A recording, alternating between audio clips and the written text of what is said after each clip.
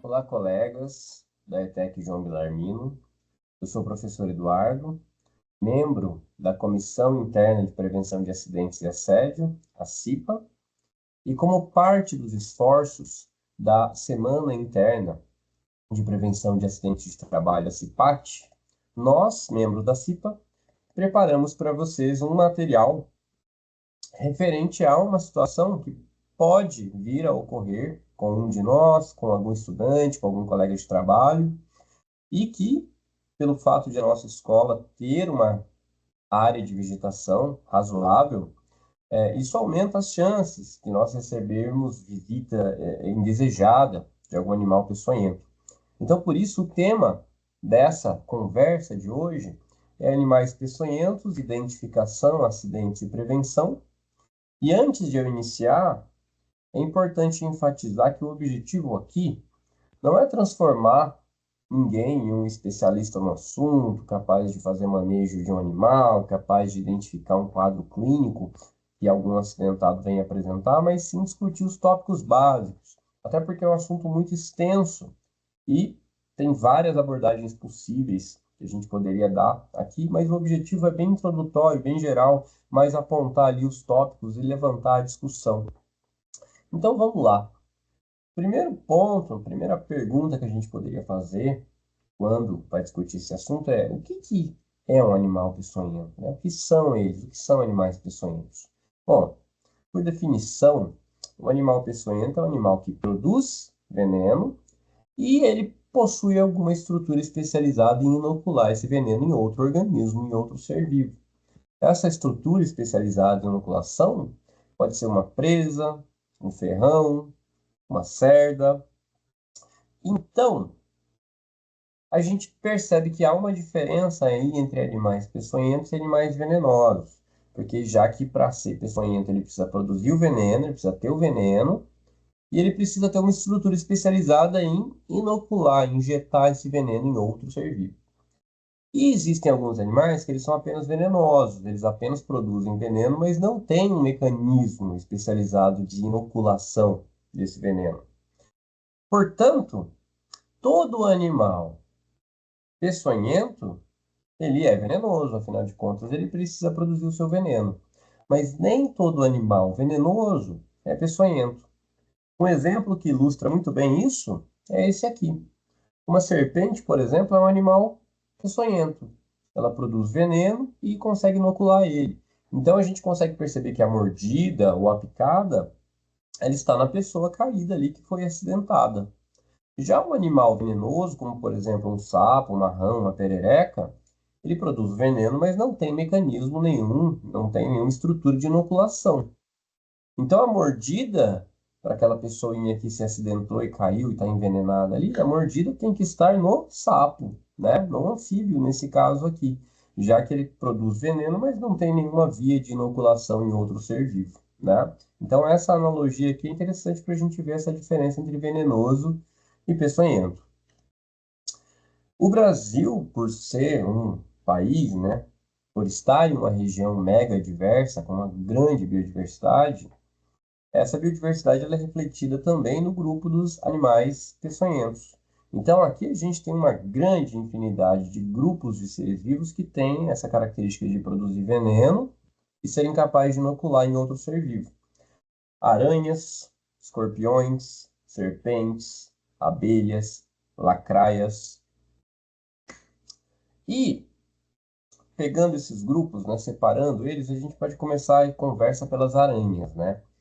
Tem basicamente três grupos de interesse médico quando a gente fala de aranhas, né?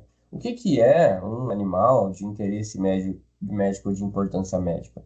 Significa que ele causa um problema de saúde, então, portanto, a gente entende que são animais perigosos.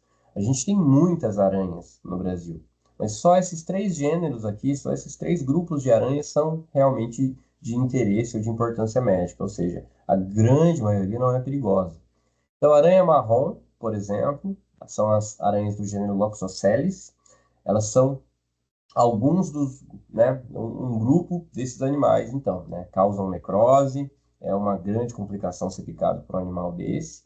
A gente tem as aranhas do gênero Foneutria também, que são as armadeiras, elas são aranhas agressivas, que têm um veneno neurotóxico, e a gente tem as aranhas do gênero Latrodectus, que são as viúvas negras, famosas viúvas negras. São aranhas cuja picada causa dor e alguns sintomas neurológicos. Bom, a armadeira, ela é uma das mais difundidas em várias regiões do país, né? A gente encontra armadeiras com muita frequência. São aranhas grandes e são aranhas bastante agressivas. E é muito comum, quando uma armadeira se sente importunada, assumir essa postura que a gente está vendo aqui na segunda imagem, né? Ela levanta ali as patas dianteiras e assume uma postura de ataque, né? Tenta intimidar o agressor. Elas podem dar pequenos saltos também. Então, assim, é uma aranha bem perigosa e ela realmente encara o agressor. E quando ela está na sua postura ali de repouso, ela apresenta esse aspecto aqui na folha, né? As patas dianteiras repousadas, né? E essa é mais a postura de repouso dela. E uma característica, né, bem marcante é que no abdômen, na região traseira, ela tem algumas manchinhas que lembram o formato de corações. Então parece aqui, essa aqui, que ela tem alguns coraçõezinhos aqui, né? Depois que a gente vê pela primeira vez, a gente nunca mais desvê isso, né? Mas isso é bem característica das fonêutrias, das armadeiras. Tem uma outra aranha, que essa não é de interesse médico, ou seja, não é uma aranha perigosa, que é a aranha-lobo. São as aranhas do gênero Lycosa. Elas são muito confundidas com armadeiras, porque elas têm um porte parecido com a armadeira, uma postura corporal um pouco parecida com a armadeira, mas elas não são nem um pouco perigosas. E elas têm bem essa característica de ter esses padrões de cinza mesclado com manchas pretas, né? E uma característica muito marcante dela é que no abdômen aqui, ela tem uma seta apontando para cima, né? Uma seta preta apontando para a cabeça. Isso, essa aranha-lobo, ela não é perigosa, ela não é uma aranha de interesse médico, diferente da armadeira. A picada da armadeira, inclusive, é uma picada que causa muita dor. Então, é impossível você não perceber que foi acidentado por uma armadeira, porque a dor é muito forte. A aranha marrom talvez seja a mais perigosa das aranhas que a gente tem aqui no Brasil de interesse médico, né? Elas são do gênero Loxosceles. E elas são aranhas bem pequenas, na verdade. A gente tem aqui na segunda imagem uma aranha marrom do lado de uma tampinha de caneta. Então dá para ver que é uma aranha bem pequena. E uma característica marcante dela é que aqui próximo à região do cefalotórax, né, da cabeça, digamos assim, ela tem um desenho que lembra muito um violino. Parece que ela tem um pequeno violino desenhado aqui. Isso é bem típico da aranha marrom. Tanto que em algumas regiões ela é chamada de aranha violino, né? A picada dela não causa dor, vai causar uma pequena irritação ali ao longo dos dias. O problema é que isso pode evoluir para um quadro grave de necrose, né? Ela é uma aranha que não é agressiva, diferente da armadeira. Ela só pica em situações específicas. Por exemplo, se a gente calçar um sapato, uma meia, ela está lá dentro, essa pressão que ela vai sofrer acaba fazendo ela picar. Ou colocar uma calça, um shorts e ela está ali dentro da roupa, né? É só nessas situações que ela vai picar, ela não é agressiva. E é bem pequena também.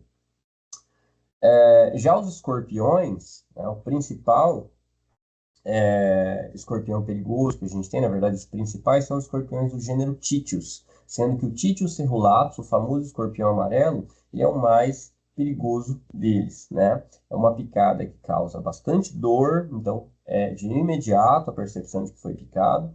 A gente tem outras espécies, como por exemplo o Titio baiensis ou Titio stigmurus, mas assim, não vejo necessidade de diferenciá-los. Então, percebeu que é um escorpião, viu um escorpião, afaste-se dele, independente de qual espécie é. Serpentes peçonhentas, a gente já tem aí uma diversidade talvez um pouco maior, né? A gente tem basicamente, aqui na nossa região, aqui na região sudeste, três gêneros de serpentes peçonhentas que a gente deve levar em consideração. As jararacas, que são serpentes do gênero Botrops, elas, por serem um pouco mais agressivas, elas são responsáveis por aproximadamente 90% dos acidentes com serpentes peçonhentas. Então, a grande maioria de acidentes por serpente peçonhenta é jararaca, gênero Bothrops, né? A ação é basicamente ação local, né? Pode ocasionar necrose, pode ocasionar digestão de alguns tecidos moles, como colágeno, embaixo da pele. Então, é uma ação local muito forte, muito significativa. A outra é a cascavel, as serpentes do gênero Crotalus, né? Que tem uma toxina ali neurotóxica e miotóxica, ou seja, causa uma degradação muscular, mas tem alguns efeitos no sistema nervoso também. E a mais perigosa de todas, só que a que causa menor acidente, são as corais verdadeiras, as serpentes do gênero Micrurus. Elas podem, em casos mais graves, ocasionar paralisia respiratória. Então é um quadro bem grave, né? Só que ela não é uma serpente que dá bote, ela não é uma serpente que costuma ser agressiva. Por isso, a minoria dos acidentes é pelo gênero Micrurus, tá? E as jararacas, elas são essas carinhas aqui, né? Elas têm essas características de terem as escamas que a gente chama de escama quilhada. É claro que ninguém vai tocar na escama, mas as escamas delas são ásperas, né? Elas têm um padrão como se elas fossem divididas no meio, assim, como se elas tivessem uma quilha na ponta e fossem divididas no meio. E uma característica que vale tanto para a jararaca como para as cascavéis é que elas têm uma estrutura chamada fosseta loreal, que entre os olhos e a narina tem um orifício, que é um órgão termorreceptor para identificar calor. Então, essa é uma característica bem marcante, né, das víboras, na verdade, jararacas e cascavéis. As cascavéis, elas causam menos acidente do que a jararaca. Por quê? Porque elas não são tão agressivas e porque elas têm o hábito de avisar que elas estão por ali. Elas têm na ponta da cauda uma estrutura que a gente chama de guiso, que é basicamente isso aqui, e que produz um som bem característico. Então ela sempre procura avisar o agressor que ela está ali. Ela não quer picar, na verdade. Ela não quer desperdiçar o veneno dela. Então ela sempre faz esse sinal de aviso para que o agressor se afaste. Por conta dessa característica, os acidentes com ela são bem menores do que o das jararacas, por exemplo. Então veja a diferença, né? Jararaca, 90% dos acidentes. As cascavéis, ali em torno de 8%, né? E os outros 2% são as micrurus. E as micrurus são as corais verdadeiras, então. Tem uma grande discussão sobre como é que identifica a verdadeira, como é que identifica a falsa. A questão é que não existem duas espécies, a verdadeira e a falsa. Existem dezenas de espécies de corais verdadeiras e dezenas de espécies de corais falsos. Então não tem uma receitazinha pronta que funciona para saber qual é qual. Qual é a dica? A serpente apresentou esse padrão coral, se afaste. Não tente tocar nela, não tente se aproximar. O padrão coral são esses anéis coloridos, né? Preto, vermelho, branco. Se a serpente apresentou esse padrão, se afaste. Considere que é uma coral verdadeira em potencial, né? Já que é dificílimo identificar elas.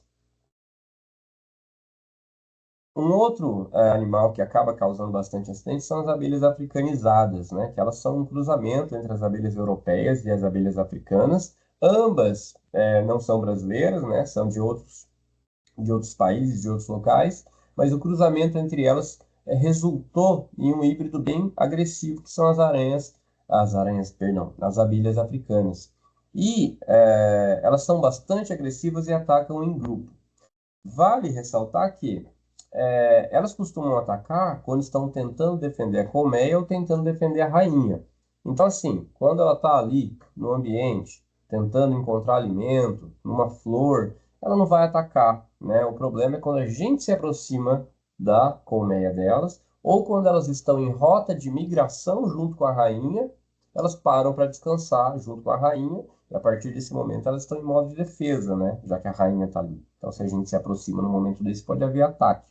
E o perigo é que, numa situação dessa, você vai tomar múltiplas picadas, né? Então, nesse caso, tem um risco muito grande de um indivíduo sofrer um choque anafilático pelo excesso de veneno, ou até mesmo se a pessoa é alérgica, uma, duas, três picadas para alguém que é alérgico já é algo bem perigoso. Então, nesses casos, ela pode levar os indivíduos à morte. Outro grupo são as lacraias, né? Principalmente as do gênero Scolopendra, são animais peçonhentos também. Elas têm ali, né, modificações nas patas dianteiras da frente e tem ali, então, glândulas de veneno e ferrões, né?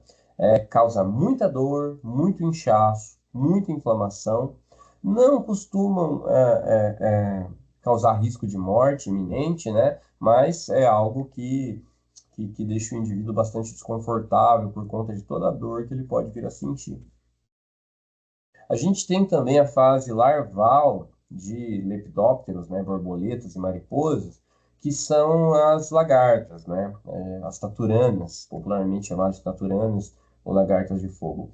Em especial, a gente tem um único gênero, na verdade, uma espécie no Brasil, que é a mais perigosa, que ela, o nome é oblíqua, e esse animal, ele causa um acidente razoavelmente sério, até porque geralmente elas se agrupam em grande número em árvores. Então é muito comum as pessoas encostarem a mão numa árvore, se apoiar numa árvore e encostar nesses animais, né? Essas cerdas, essa ornamentação que elas têm, na verdade, tem ferrões aqui no meio, né? Tem espinhos aqui no meio conectados à glândula de veneno. E aí o indivíduo pode sofrer uma ação local muito forte, mas ela pode evoluir para quadros hemorrágicos, enfim, e se tornar algo bem perigoso.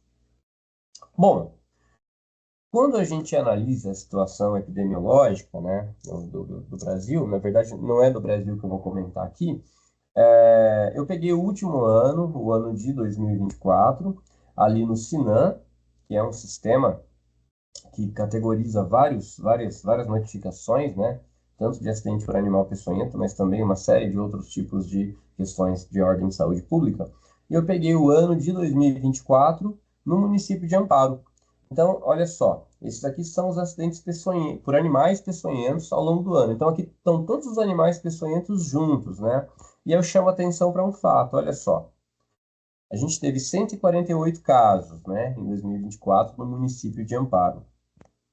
E aí a gente percebe que ali nos meses de maio, junho, julho, agosto, houve uma queda acentuada no número de acidentes. E os acidentes voltam a crescer ali a partir de setembro, outubro, novembro, dezembro, né? O que que tem aí de correlação? Temperatura. Então ali a partir de maio, junho, julho, comecinho de agosto, né? Tá frio ainda, né? A temperatura começa a baixar. Então esses animais eles diminuem a atividade deles. Então a gente deve começar a se preocupar mais, não que não deva se preocupar nessa época, porque vocês percebem que existem acidentes, mas bem poucos, né? A gente deve começar a se preocupar mais ali a partir de setembro, né? Até por volta de março, abril. Depois o número de acidentes cai bastante. E quando a gente analisa esses 148 acidentes de 2024 no município de Amparo, quando a gente separa eles por tipo de animal que causou o acidente, a gente percebe o quê? O nosso quadro regional é principalmente escorpião. O problema mais sério aqui é escorpião. Então, olha só, a gente teve ali um número pequeno de acidentes ignorados em branco, ou seja, são aqueles que não foi identificado quem foi o animal que causou. Pode ser qualquer um, né? Ou a pessoa que foi picada não viu, ou na hora de fazer a notificação, o profissional de saúde acabou se esquecendo, enfim, né? Depois a gente tem ali um pequeno número por serpentes, a aranha já aumenta consideravelmente, mas escorpião mais do que dobra em relação às aranhas. Então é de longe o maior quadro que a gente tem aqui. Depois a gente tem um pequeno número por lagartas, um número um pouco maior por abelhas, mas de longe o nosso grande causador de acidentes aqui na região, né, pelo menos em 2024, mas eu imagino que esse quadro seja constante, né, são os escorpiões. Olha só, né? As aranhas também, mas o escorpião muito mais do que o dobro em relação à aranha, né? Bom, e aí, o que que faz em relação a isso, né? Fui acidentado, e agora? Bom, primeira coisa que jamais se deve fazer é torniquete, corte, sucção, né? Torniquete é aquilo ali da imagem, né? O indivíduo sofreu um acidente aqui, eu vou lá, isolo aquela região, amarro ela firme para não haver circulação. Então, isso não se deve fazer de forma alguma. Por quê? Porque se você fizer isso, você vai impedir que o veneno circule, mas você vai dar uma área pequena para ele ficar concentrado atuando ali. Ou seja, naquela área, a ação do envenenamento vai ser muito pior. É melhor deixar ele circular do que fazer ele ficar ali em um compartimento apenas do corpo. Então, fazer o torniquete é uma péssima ideia. Fazer corte para o veneno sair é uma péssima ideia, porque ainda vai gerar uma infecção secundária, além do quadro de envenenamento. Tentar sugar o veneno não adianta. O veneno, depois que ele cai na corrente sanguínea, ele está circulando e ele já vai se ligando às moléculas-alvo dele. Então, não dá para simplesmente sugar esse veneno para fora, né? Além do mais, você também coloca em risco o paciente que foi acidentado, porque as bactérias da sua boca podem infeccionar ali aquela ferida aberta e causar novamente um problema secundário. Então, o que que tem que fazer? Lavar o local com água e sabão, procurar atendimento médico mais rápido e, de preferência, a pessoa que sofreu o acidente tentar manter a calma para evitar que o sangue circule mais rápido, né? Se você conseguir manter a calma, o veneno vai demorar mais para se espalhar pelo corpo. Isso é interessante, né? Então, tentar manter a calma, tentar agir devagar, mas ir imediatamente procurar um serviço médico. Em muitos manuais, a gente vê a recomendação de levar o animal, né? Se for seguro, mata o animal e leva. Eu não recomendo isso. Por quê? Porque quando você tenta matar o animal, você se expõe novamente ao risco, você vai ter que enfrentar o animal. O que que eu digo? Tenta tirar uma fotografia se for possível. É muito mais seguro do que você tentar entrar numa luta ali com o animal para tentar matar ele e levar, né? Tenta uma fotografia muito mais seguro para você e para as pessoas que estão com você. Prevenção, né, em casa. Limpeza de quintal, limpeza de entulho. Por quê?